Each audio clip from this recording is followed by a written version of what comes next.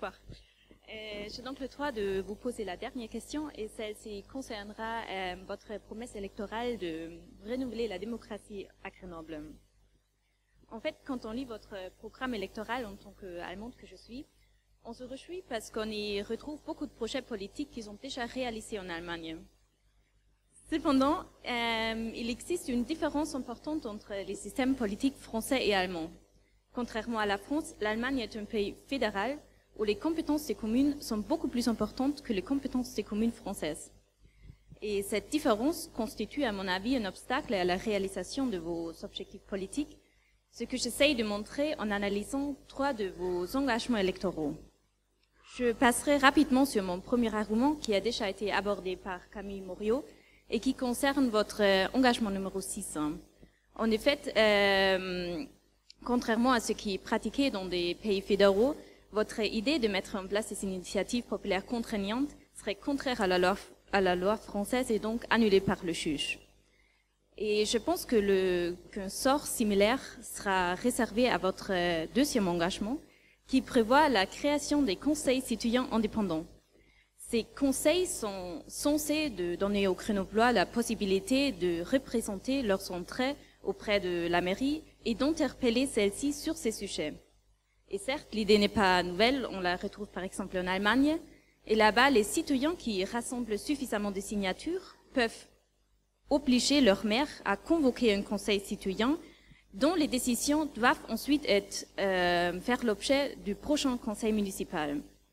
Cependant, la loi française interdit aux communes de déléguer leurs compétences politiques, ce qui rend impossible d'obliger les élus de tenir compte de ces propositions faites par les conseils citoyens.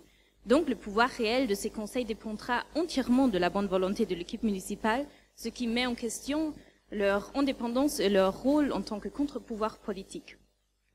Donc, je terminerai cette comparaison avec une petite réflexion sur votre engagement numéro 9, qui me paraît particulièrement sensible.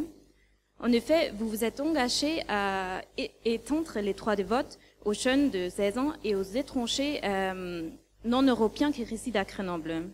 Mais étant donné que les droits de vote sont intimement liés à notre conception de la citoyenneté, vous proposez plus concrètement de redéfinir la citoyenneté grenobloise.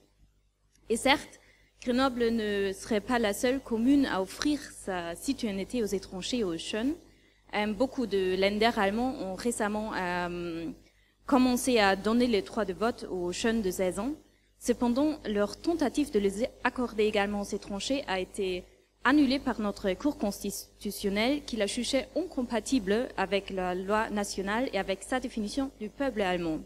Donc, le pays européen dont le système électoral se rapproche le plus de votre proposition, ça serait pas l'Allemagne mais la Suisse, et donc le pays le plus fédéral en Europe. Effectivement, en Suisse, on retrouve plusieurs communes qui ont maintenant le droit de décider elles-mêmes si elles veulent donner le droit de vote aux étrangers ou non.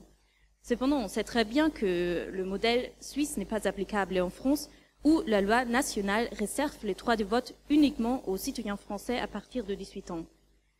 Donc, cette comparaison entre d'un côté ce qui est possible de faire dans des pays fédéraux et de l'autre côté ce qui n'est pas possible de faire en France, mais ce que veut faire la mairie de Grenoble, m'a amené à 2 conclusions concernant vos ambitions politiques. Selon une première conception, votre programme électoral doit être compris comme un appel ouvert à la désobéissance politique.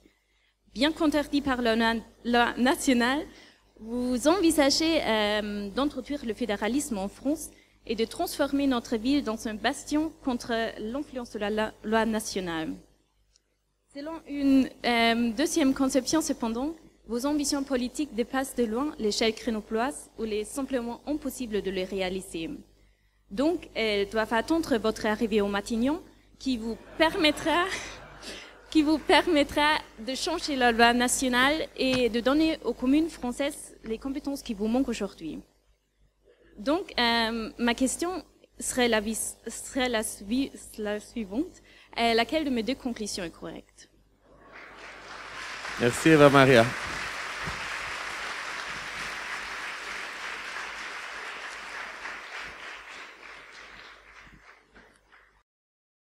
Alors pour la deuxième option, même si le week-end nous a donné un exemple, je crois en Finlande, où le Premier ministre s'est engagé en politique il y a 3 ou 4 ans. Mais bon, clairement, je peux vous répondre simplement que mon engagement politique et l'engagement de notre équipe et le projet tel qu'on l'a conçu est un projet local, d'échelle ville et métropole. On avait travaillé sur les deux champs.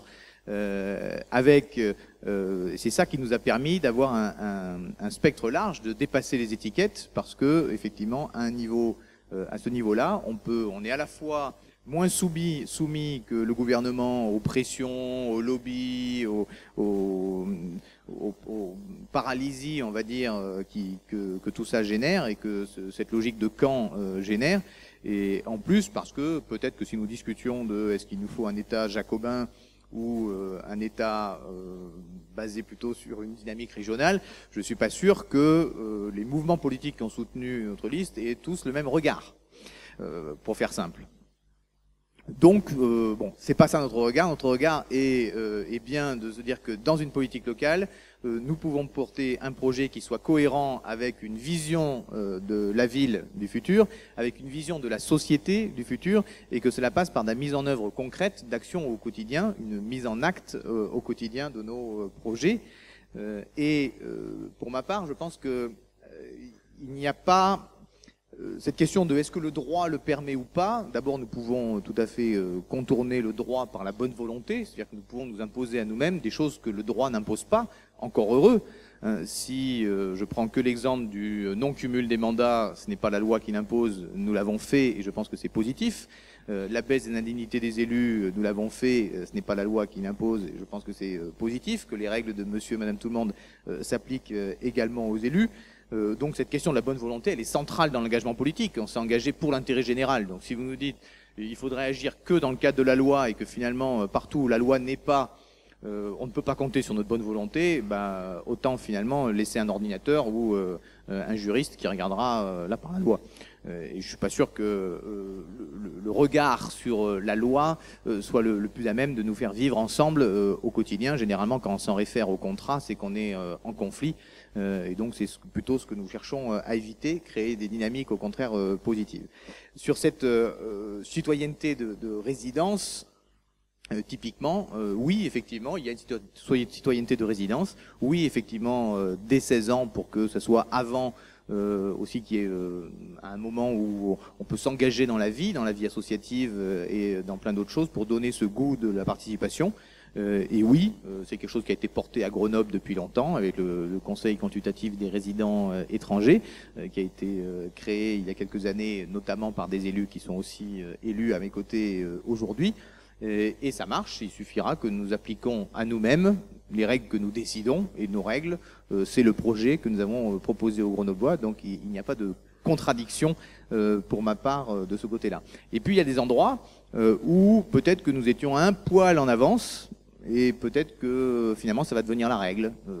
Pensez pendant 4 ans, moi je me suis fait traité de populiste au Conseil régional parce qu'on votait contre l'écrêtement, hein, le cumul des mandats faisant que les grands élus dépassaient le maximum légal des indemnités qu'ils pouvaient percevoir. Ils avaient le droit de les distribuer nominativement à tel ou tel. Et donc on votait contre ça et on nous accusait de populisme. C'est depuis cette année la loi, donc peut-être que la loi est devenue populiste ou peut-être que c'est juste une règle de bon sens qui s'applique.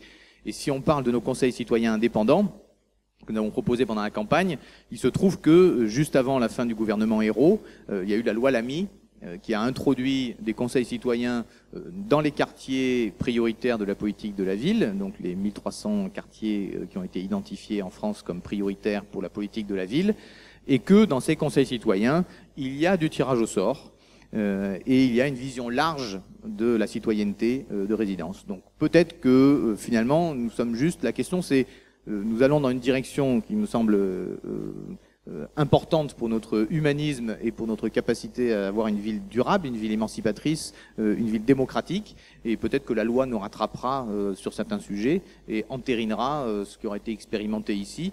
Ça serait pas la première fois. À Grenoble a été lancé le premier planning familial. À Grenoble a été lancé les premières mutuelles ouvrières en 1803. À Grenoble, je le disais tout à l'heure, Hubert Dubedou a lancé les premières associations d'immigrés avant que ce soit légal. Donc peut-être que tout ça deviendra la norme. Donc en tout cas, c'est pas ça qui nous fait souci. Nous traçons un chemin au-delà des étiquettes avec cette volonté d'engagement là, qui est un engagement récent pour les 2/3 d'entre nous et qui est, on va dire, dans une. Je reviens sur cette culture de l'intérêt général versus la culture du propriétaire. Effectivement, là où il y a une alternance, c'est qu'il y a des propriétaires du pouvoir naturel, qu'ils soient UMP ou socialistes. Ce qui se passe ici à Grenoble, c'est qu'on sort de cette logique de propriétaire pour peut-être avoir un renouveau citoyen qui devra perdurer dans le temps avec de nouveaux qui s'engagent. Et j'invite tout un chacun à s'engager politiquement au-delà des étiquettes sur un projet local. On voit qu'on peut largement dépasser nos cultures politiques que nous avons chacun peut-être hérité d'on ne sait où.